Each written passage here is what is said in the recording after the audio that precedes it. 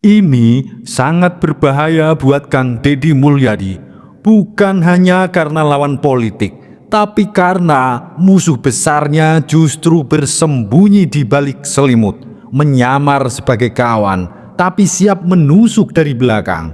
Dan yang lebih mengejutkan lagi, pesan rahasia Gus Dur tentang pemimpin masa depan pembela rakyat kecil.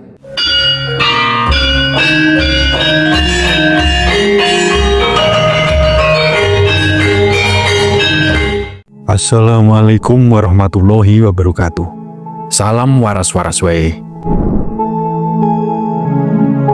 Kalau kejujuran dianggap pencitraan, maka kita sedang sakit sebagai bangsa. Itulah yang terjadi pada sosok Kang Deddy Mulyadi, seorang pemimpin yang justru ditertawakan, dicemooh, dicaci karena ketulusannya untuk bangsa ini. Turun ke jalan, menengok rakyat kecil, malah dibilang cari panggung. Lucu tapi nyata. Dan dalam dunia yang penuh topeng, orang jujur memang terlihat aneh. Gus Dur, sang guru bangsa, pernah mengatakan, kelak akan muncul pemimpin yang tidak disukai karena ia terlalu jujur. Tapi ia tetap berdiri karena cintanya kepada tanah ini lebih besar dari cintanya pada kekuasaan. Kalimat ini bukan omong kosong. Hari ini bisikan itu hidup dalam sosok Kang Deddy Mulyadi. Sebelum kita bedah satu persatu, silahkan tulis doa dan harapan panjenengan semua untuk negeri tercinta ini di kolom komentar. Dan bagi saudaraku yang muslim, silahkan tulis sholawat. Semoga doa-doa kita semua terkabul. Kepemimpinan Deddy Mulyadi bukan sekedar jabatan. Ini adalah laku batin, tirakat panjang seorang anak bangsa yang paham jabatan adalah amanah, bukan warisan. Ia berjalan tanpa komando partai, bekerja tanpa tunggu aba-aba elit. Inilah pemimpin yang lahir dari rahim rakyat, bukan rahim oligarki. Tiap langkahnya, meski tampak serampangan bagi kaum mapan, adalah bentuk perlawanan terhadap sistem yang sudah lama membuat rakyat hanya jadi penonton di panggung politik. Deddy Mulyadi melawan dengan caranya, kerja nyata. Ia turun langsung, ia memutus rantai basa-basi, ia tidak membiarkan hukum tumpul ke atas. Bagi Kang Deddy, keadilan bukan untuk dipidatokan, tapi dijalani. Kalau pemimpin belusukan dianggap pencitraan, lalu kapan terakhir kali kita melihat politisi yang duduk di kursi mewah benar-benar duduk bersama rakyat? Kang Deddy adalah pemegang ajaran Kasundan.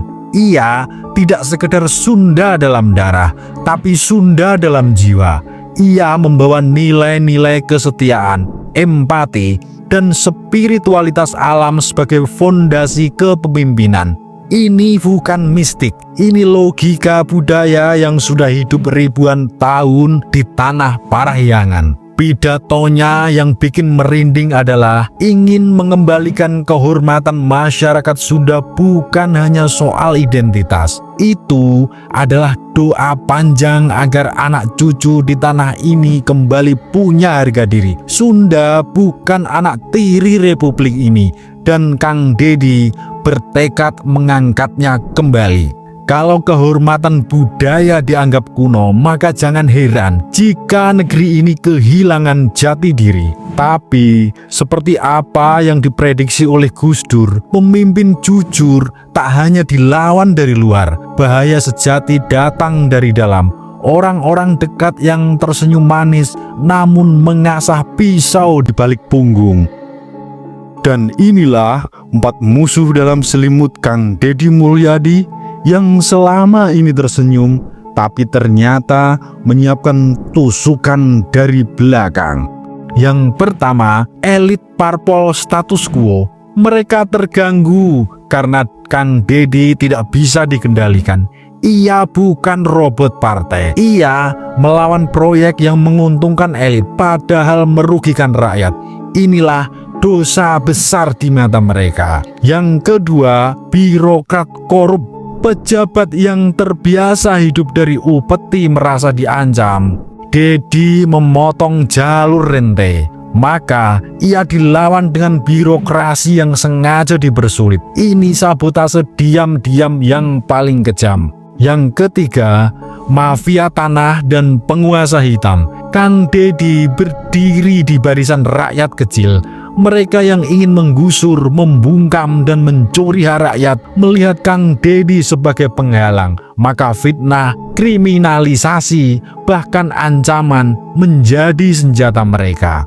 Yang keempat, kelompok garis keras, dan ini sangat nyata karena Kang Dedi tidak berjualan agama. Ia tidak memakai dalil untuk kampanye. Ia bicara budaya, ia bicara leluhur, bicara empati, bicara pengabdian. Ini membuat kelompok tertentu gerah. Lalu muncul tuduhan syirik, anti-Islam, penodaan agama. Padahal justru nilai spiritualitas yang dibawa Dedi sangat islami, adil, jujur, dan welas asih. Kalau keadilan disebut makar dan empati dianggap kelemahan, maka negeri ini butuh disembuhkan, bukan sekedar dipimpin. Kepada mereka yang nyinyir dan mencibir, sadarlah, jangan sampai kita menolak cahaya hanya karena silau. Jangan-jangan apa yang kita hina dan kita cibir hari ini adalah penyelamat hidupmu dan anak cucu kalian. Kepada yang bilang Kang Dedi hanya pencitraan, kapan terakhir kali kalian melihat pejabat mau mandi lumpur di sawah bersama rakyat, bersama orang miskin yang terpinggirkan? Ini bukan pencitraan, ini pengorbanan. Dan kepada elit yang merasa terganggu, mungkin sudah waktunya kalian belajar mencintai negeri ini. Bukan hanya mengumpulkan uang haram untuk asupan anak cucumu dan wanita simpananmu. Orang baik memang tidak selalu menang di panggung politik, tapi dalam sejarah merekalah yang dikenang. Kang Dedi Mulyadi bukan manusia yang sempurna, tapi ia punya satu hal yang sangat langka, ketulusan. Dan dalam dunia politik yang penuh sandiwara, ketulusan adalah harta karun, harta yang paling berharga. Ia tidak sempurna, tapi ia ikhlas. Ia bukan malaikat, tapi ia jujur. Ia juga bukan raja di raja, tapi ia melayani rakyat. Dan jika pemimpin seperti ini masih dianggap musuh, mungkin kita yang perlu introspeksi. Apakah kita masih pantas dipimpin oleh orang yang jujur? Mari kita semua jaga orang baik. Jangan musuhi orang baik, bukan karena mereka suci.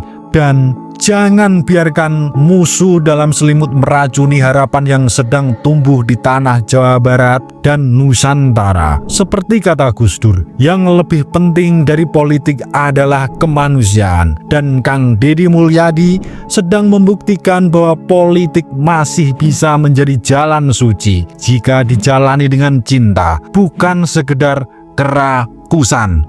Suradira Jayaningrat lebur dening pangastuti. Wassalamualaikum warahmatullahi wabarakatuh.